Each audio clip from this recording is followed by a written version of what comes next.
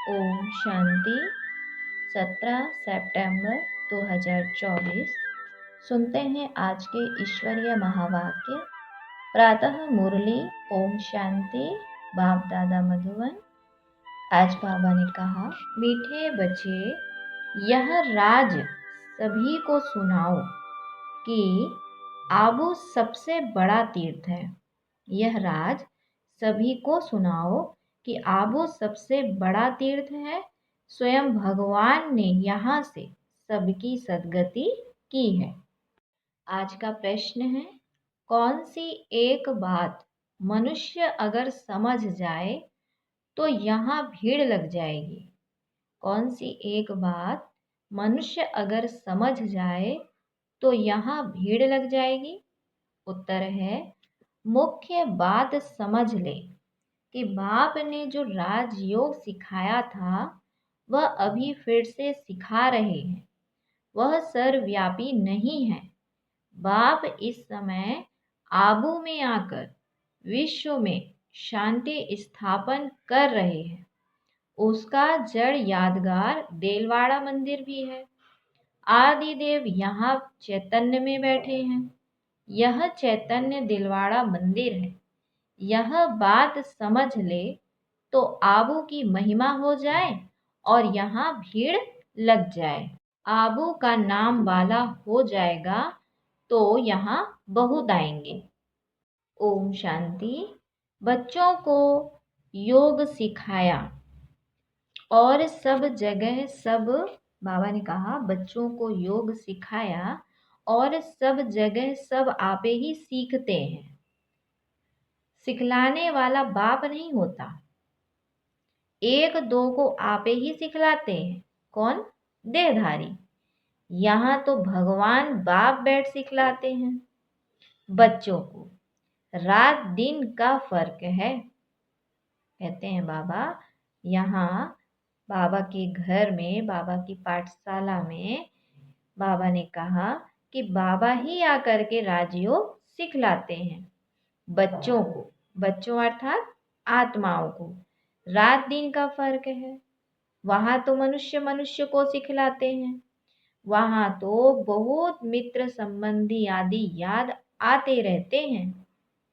इतना याद नहीं कर सकते हैं, इसीलिए देही अभिमानी बहुत मुश्किल बनते हैं। यहाँ तो देही अभिमानी तुमको बहुत जल्दी बनना चाहिए। संगम युग में जब भगवान बाप आकर अपनी पाठशाला के द्वारा बच्चों को पढ़ाते हैं तो बाबा कहते हैं कि यहाँ जब तुम पढ़ते हो तो देही अभिमानी बहुत जल्दी बनना चाहिए। परंतु बहुत हैं जिनको कुछ भी पता नहीं है। ना बाप का पता है, ना पढ़ाई का पता है और इस विद्यालय का भी पता नहीं है। तो कहा, शिव बाबा हमारी सर्विस कर रहे हैं। अभी भगवान बाप आकर के हमारी ज्ञान से सेवा कर रहे हैं। हमको कहते हैं अपने को आत्मा समझ, शिव बाप को याद करो। जो बाप इसमें विराजमान है, इसमें कौन? अर्थात ब्रह्मातन में विराजमान है, यहाँ विराजमान है, उनको याद करना पड़ता है। बहुत बच्चे हैं जिनको यह निश्चय ही नहीं है कि शिव बाबा ब्रह्मातन द्वारा हमको सिखला रहे हैं। जैसे और लोग कहते हैं, हम कैसे निश्चय करें, ऐसे यहाँ भी है। अगर पूरा निश्चय होता तो बहुत प्यार से बाप को याद करते करते अपने में बल भरते, बहुत सर्विस करते, क्योंकि सारे विश्व को पावन बनाना है ना। योग में भी कमी है तो ज्ञान में भी कमी है। सुनते तो हैं परंतु धारणा नहीं होती है। धारणा अगर हो तो फिर औरों को भी धारण कराए। बाबा कहते हैं जो बच्चे सुनते तो हैं, पढ़ते तो हैं, लेकिन बाबा ने कहा कि धारणा नहीं करते। अगर धारणा करते तो दूसरों को भी करवाते। बाबा ने समझाया था, वो लोग कॉन्फ्रेंस आदि करते रहते हैं, विश्व में शांति चाहते हैं, परंतु विश्व में शांति कब थी? दुनिया में मनुष्य आत्माएं विश्व शांति के लिए कॉन्फ्रेंस करती हैं, लेकिन बाबा कहते हैं कि विश्व में शांति कब थी, किस प्रकार हुई थी, वह कुछ भी नहीं जानते। किस प्रकार शांति थी, वही बाबा कहते ना, बाबा ने कहा और किस प्रकार हुई थी वह कुछ भी नहीं जानते। कहा यह तो तुम बच्चे ही जानते हो। विश्व में सुख शांति की स्थापना अब हो रही है। बाप आया हुआ है। कैसे यह दिलवाड़ा मंदिर है, आदि देव भी है और ऊपर में विश्व में शांति का नजारा भी है। आदि देव भी है और विश्व का ऊपर में नजारा भी है शांति का।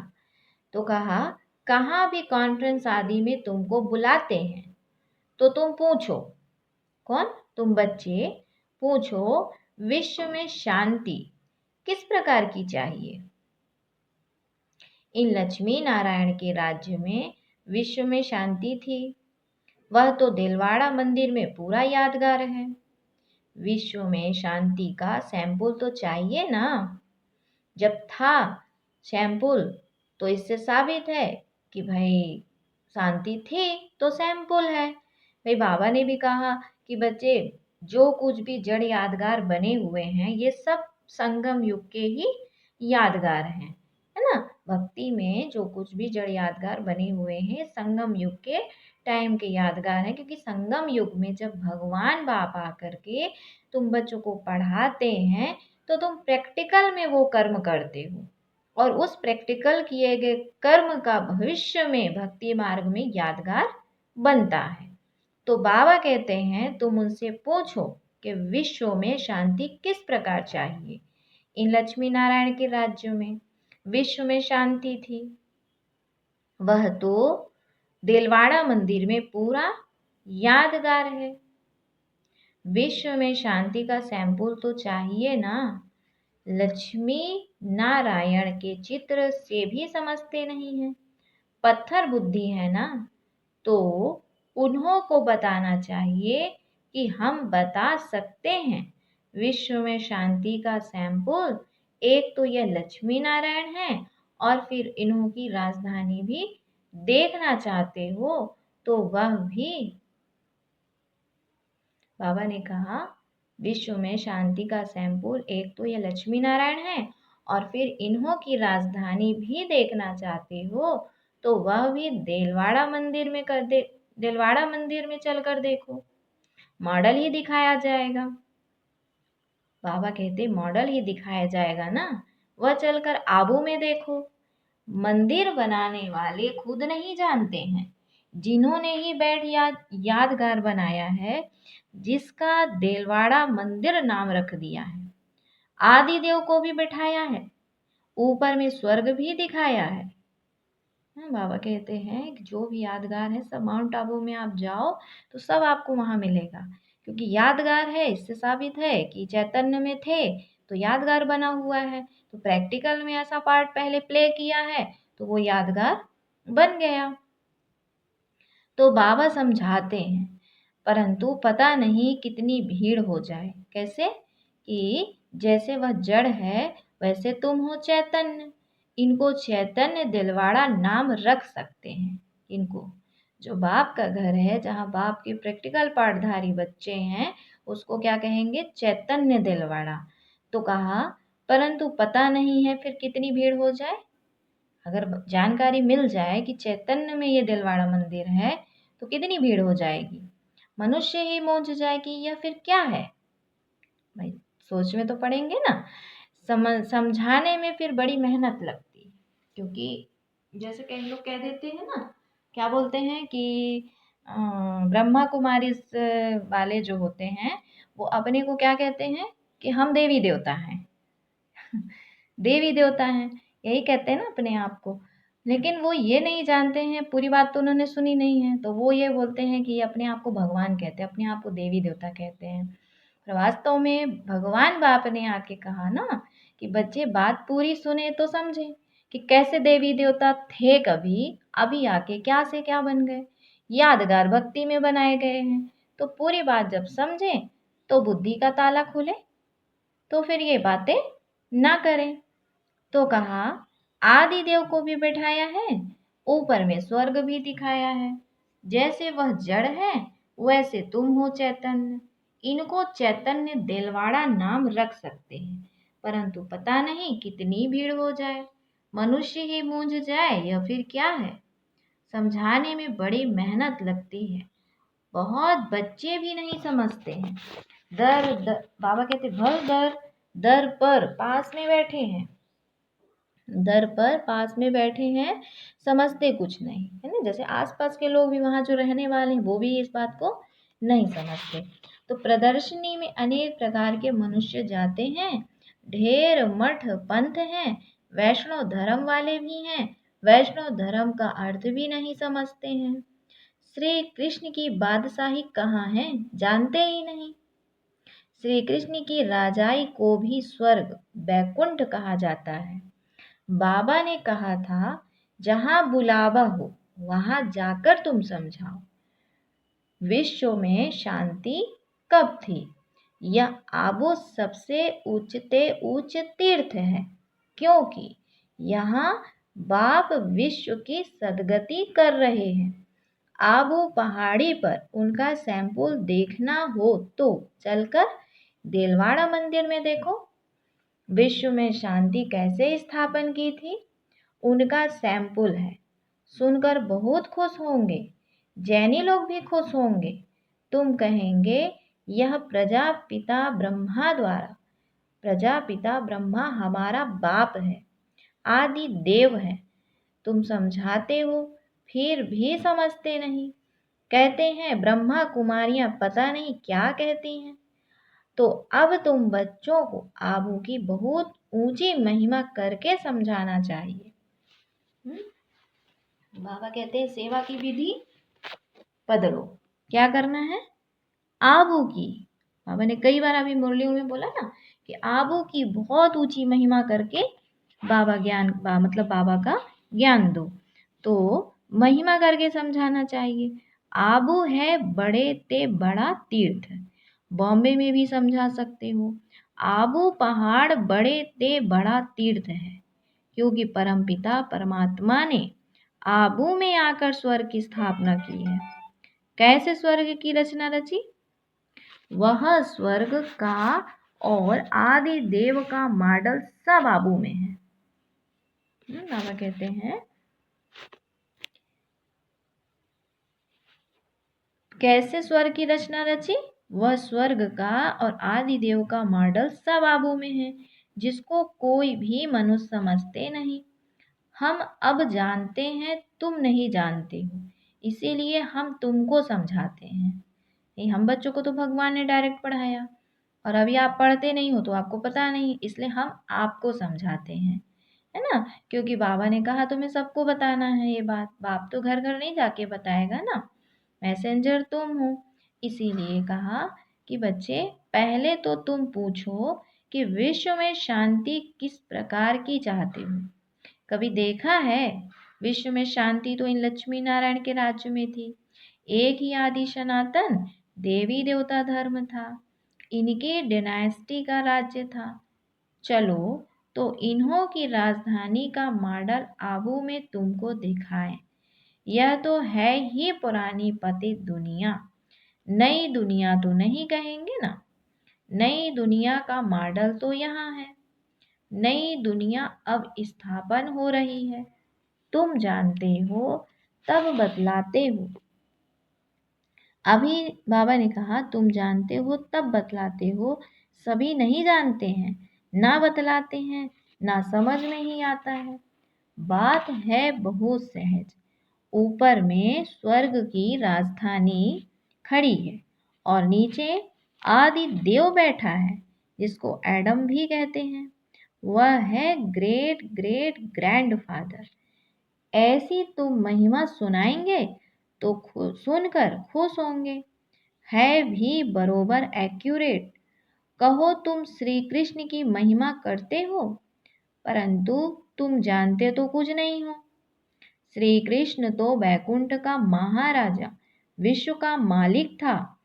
उनका तुम मॉडल देखना चाहते हो तो चलो आबू में, तुमको वैकुंठ का मॉडल दिखाएंगे।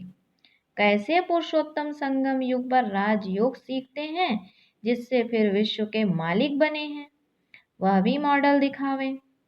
सतयुग की तपस्या भी दिखाए, संगम युग की तपस्या भी दिखाए।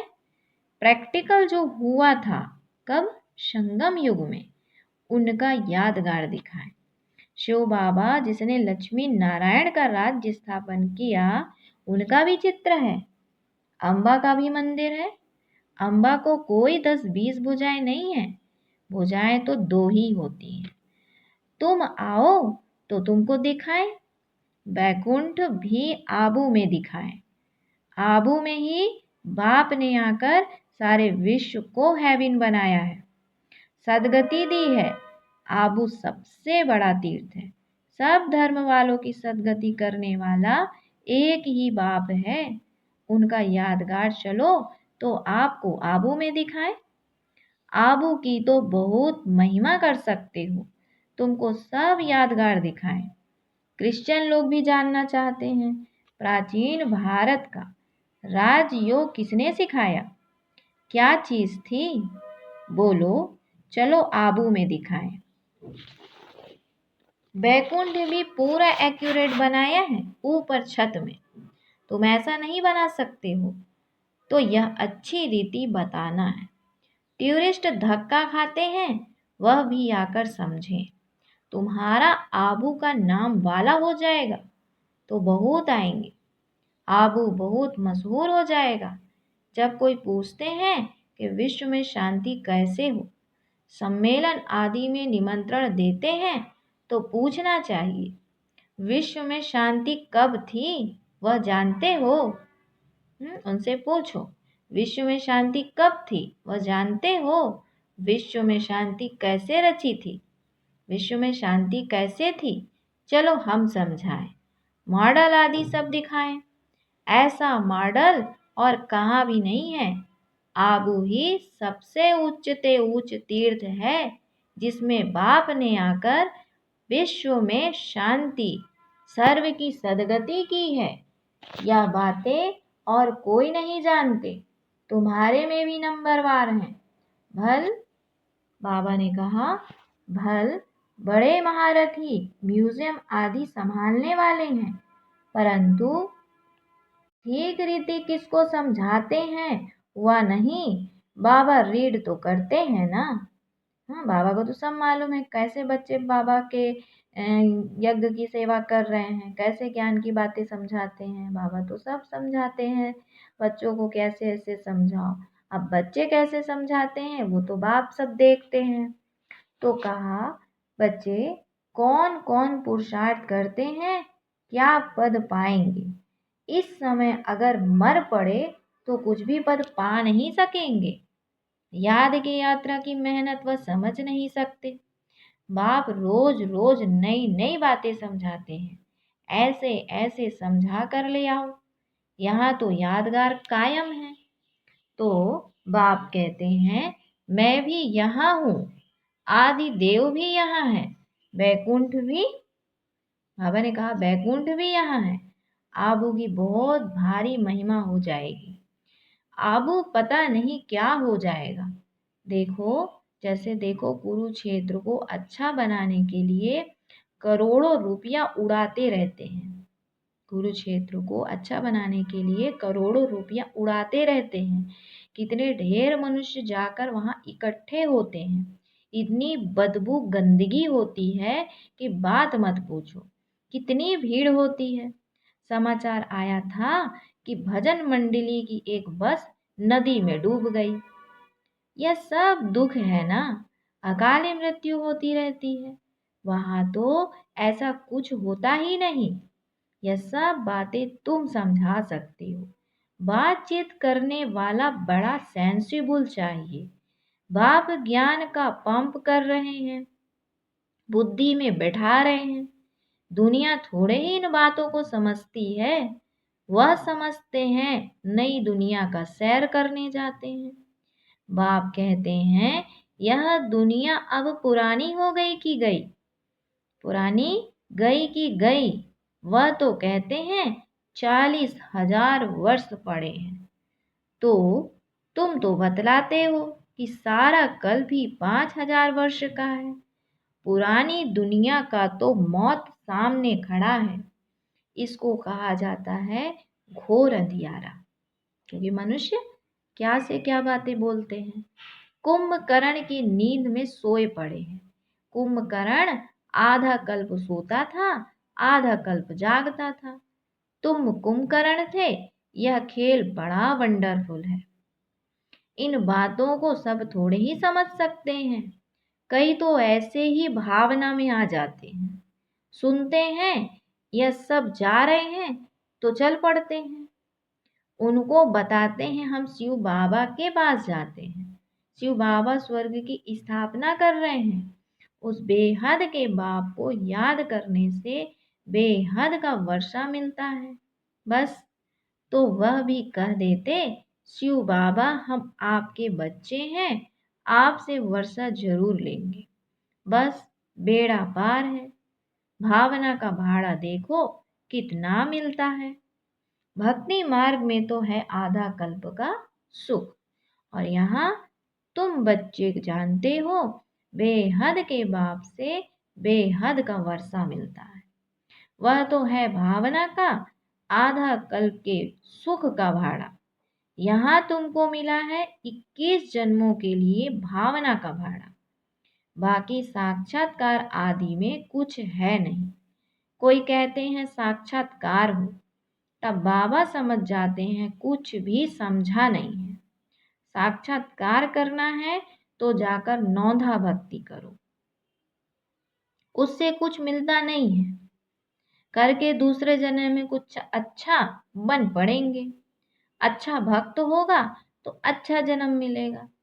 यह तो बात ही न्यारी है। ये बात तो अलग ही है जो बाबा ने कही। और बाकी भक्ति में तो फिर अल्पकाल का सुख मिल जाएगा, अच्छे घर में जन्म मिल जाएगा। तो कहा यह पुरानी दुनिया बदल रही है। बाप है ही नई दुनिया बदलने बाप है ही दुनिया बदलने वाला। यादगार खड़ा है ना, बहुत पुराना मंदिर है। कुछ टूटता करता है तो फिर मरम्मत कराते रहते हैं, परंतु वह शोभा तो कम हो जाती है। यह तो सब विनाशी चीजें हैं।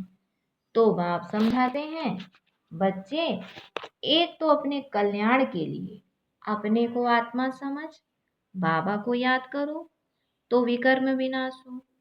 पढ़ाई की बात है। बाकी यह जो मथुरा में मधुवन कुंज गली आदि बेड बनाया है वह कुछ भी है नहीं। न कोई गोप गोपियों का खेल है। यह समझाने में बड़ी मेहनत करनी पड़ती है। एक एक पॉइंट अच्छी रीति बैठ समझाओ। कॉन्फ्रेंस आदि बाबा कहते कॉन्फ्रेंस आदि में भी चाहिए योग वाला। बाबा कहते कॉन्फ्रेंस आदि में भी चाहिए योग वाला। तलवार में जौहर नहीं होगा, किसको तीर लगेगा नहीं। तब बाप भी कहते हैं अभी देरी है। अभी मान ले कि परमात्मा सर्वव्यापी नहीं है तो भीड़ लग जाए, परंतु अभी टाइम नहीं है। एक बात मुख्य समझ जाए कि राजयोग बाप ने सिखाया था, जो इस समय सिखला रहे हैं। इसके बदले नाम उसका डाल दिया है, जो कि अभी सावरा है। कितनी बड़ी भूल है, इससे ही तुम्हारा बेड़ा डूब गया है। बाबा कहते हैं कितनी बड़ी भूल है, इससे ही तुम्हारा बेड़ा डूब गया है। अब बाप समझाते हैं यह पढ़ाई सोर्स ऑफ इनकम है। स्वयं बाप मनुष्य को देवता बनाने के लिए पढ़ाने आते हैं। इसमें पवित्र भी जरूर बनना है, दैवी गुण भी धारण करने हैं। नंबरवार तो होते ही हैं। जो भी सेंटर्स हैं सब नंबरवार है। ये सारी राजधानी स्थापन हो रही है। मासी का घर थोड़े ही है। बोलो, स्वर्ग कहा जाता है सतयुग को, परंतु वहां का राज्य कैसे चलता है? देवताओं का झुंड देखना हो तो चलो आबू। क्या कहा बाबा ने? उनसे बोलो कि देवताओं का झुंड देखना हो तो चलो आबू। और कोई ऐसी जगह है नहीं जहां ऐसे छत में राजाई दिखाई हो। भल अजमेर में स्वर्ग का मॉडल है, परंतु वह और बात है। यहाँ तो आदि देव भी है ना। एक होता है स्वर्ग का मॉडल सिंगल, यहाँ तो आदि देव बैठा है साथ में, इसने मॉडल तैयार करवाया है। सतयुग किसने और कैसे स्थापन किया, यह तो एक्यूरेट यादगार है। अभी हम दे चैतन्य दिलवाड़ा नाम लिख नहीं सकते। क्यों क्यों नहीं लिख सकते? ये जड़ यादगार तो बढ़िया से बना है, अब चैतन्य क्यों नहीं लिख सकते? क्योंकि चैतन्य वाले कैसे हैं? अभी पुरुषार्थी हैं, ऊपर नीचे होते रहते हैं, तो कैसे नाम दे दे कि ये पक्के हो गए चैतन्य दिलवाड़ा। इसलिए पुरुषार्थियों के कारण बाबा उसको नाम नहीं दे सकते। तो बाबा ने कहा अभी नहीं, अभी तो देखो थोड़ी बात में ही क्या कर देते हैं। किसी ने कुछ बोला तो बाप का नाम वाला करते हैं कि बाप का नाम खराब कर देते हैं। कैसे? क्रोधी बहुत होते हैं, देह अभिमानी है ना। देही अभिमानी तो कोई हो ना सके, सिवाय तुम बच्चोंगे। तो कहा पुरुषार्थ करना है, ऐसा नहीं कि जो नसीब में होगा। तो कहा अभी हम चैतन्य देलवाड़ा नाम लिख नहीं सकते। जब मनुष्य खुद समझ जाएंगे तो आप ही कहेंगे कि तुम लिखो। जब सामने प्रत्यक्षता दिखाई देगी कोई चीज की तो खुद ही कहते हैं ना कि हाँ भाई आप में ये चीज है, आप ऐसे से ऐसा परिवर्तन करो, ये चीज यहाँ पे ऐसे डालो। तो वो क्या होता है, जब दिखेगा तो खुद ही बोलेंगे। अभी दिखता नहीं है ना। अभी क्या है? अभी क्या दिखता है? अभी संपूर्णता दिखती है, प्रत्यक्षता दिखती है, इतनी नहीं दिखती है अभी, क्योंकि वो बाबा ने कहा ना अभी टाइम है। तो बच्चे अभी क्या करते, क्रोध भी करते, देहाभिमान में आ जाते हैं, पुरुषार्थ कर रहे हैं। तो बाबा ने कहा ऐसा नहीं कि जो नसीब में होगा, पुरुषार्थ करना है। पुरुषार्थी ऐसा नहीं कहेंगे, वह तो पुरुषार्थ करते रहेंगे। फिर जब फेल होते हैं तब कहते हैं तकदीर में जो होगा, मतलब तकदीर में जो था, मतलब कोई भी बात होती नहीं है जब सफल तो कह देते हैं अरे हमारी तो तकदीर में ही ऐसा था। तो बाबा ने कहा कि जब वो फेल होते हैं तब कहते हैं तकदीर में जो था। अच्छा, फिर बाबा बच्चों को याद प्यार देते हैं। मीठे मीठे सिकिल दे बच्चों प्रति मात पिता बाप दादा का याद प्यार और गुड मॉर्निंग। रूहानी बाप की रूहानी बच्चों को नमस्ते। हम रूहानी बच्चों की रूहानी माता पिता बाप दादा को याद प्यार, गुड मॉर्निंग और नमस्ते। फिर आज की धारणा के लिए मुख्य सार है। पहला पॉइंट है देही अभिमानी बनने का पूरा पूरा पुरुषार्थ करना है। ऐसा कभी नहीं सोचना कि जो नसीब में होगा। सेंसिबल बनना है। बाबा क्या कहते हैं, ऐसा कभी नहीं सोचना कि जो नसीब में होगा, अर्थात मेहनत करनी है, पुरुषार्थ करना है, सेंसिबल समझदार बनना है। दूसरा पॉइंट है ज्ञान सुनकर उसे स्वरूप में लाना है, प्रैक्टिकल। याद का जौहर धारण कर फिर सेवा करनी है। सबको आबू महान तीर्थ की महिमा सुनानी है, क्योंकि आबू है सच्चा सच्चा यादगार, जो संगम युग में पार्ट प्ले हुआ, जो भगवान ने आकर बच्चों को प्रैक्टिकल पार्ट करवाया, उसका यादगार आबू में है। तो महिमा कर वहां लेके आना है। फिर बाबा वरदान देते बच्चों को, एक बाबा शब्द की स्मृति से याद और सेवा में रहने वाले सच्चे योगी, सच्चे सेवाधारी भव। एक बाबा शब्द की स्मृति से याद और सेवा में रहने वाले सच्चे योगी, सच्चे सेवाधारी भव। आप बच्चे मुख से व मन से बार बार बाबा शब्द कहते हो। बच्चे हो तो बाबा शब्द याद आना या सोचना नहीं हो, सोचना ही योग है। बाबा ने कहा कि बाबा शब्द कहते हो बार बार, तो बच्चे हो तो बाबा शब्द याद आना या सोचना ही योग है। और मुख से बार बार कहना कि बाबा ऐसा कहते, बाबा ने ये कहा, यही सेवा है। लेकिन इस बाबा शब्द को कोई दिल से कहने वाले हैं, कोई नॉलेज के दिमाग से। जो दिल से कहते हैं उन्हें दिल में सदा प्रत्यक्ष प्राप्ति, खुशी और शक्ति मिलती है। क्योंकि दिल से करने वाले को खुशी होती है। और सिर्फ नॉलेज के बेस पे करते हैं, अंदर फीलिंग नहीं है, भावना नहीं है, दिल नहीं है, बस नॉलेज के हिसाब से, अपने मान सम्मान के हिसाब से कि भाई हमको लोग अच्छा बोलेंगे, हम बहुत अच्छे बाबा के बहुत नॉलेजफुल बच्चे हैं। नॉलेज के हिसाब से भी सही है, लेकिन बाबा ने कहा मुझे दिल वाले पसंद है। दिल और दिमाग दोनों का बैलेंस चाहिए। बाबा ने कहा कि जो दिल से कहते हैं उन्हें दिल में सदा प्रत्यक्ष प्राप्ति, खुशी और शक्ति मिलती है।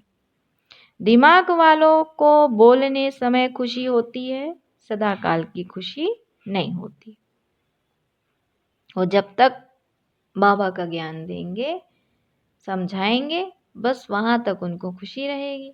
उसके बाद फिर खुशी गायब।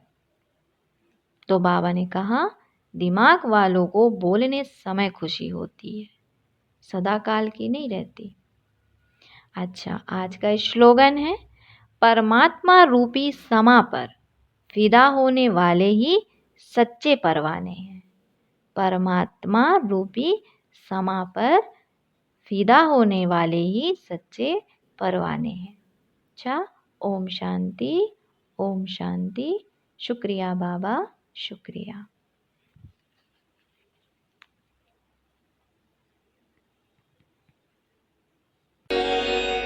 शांति के पथ पर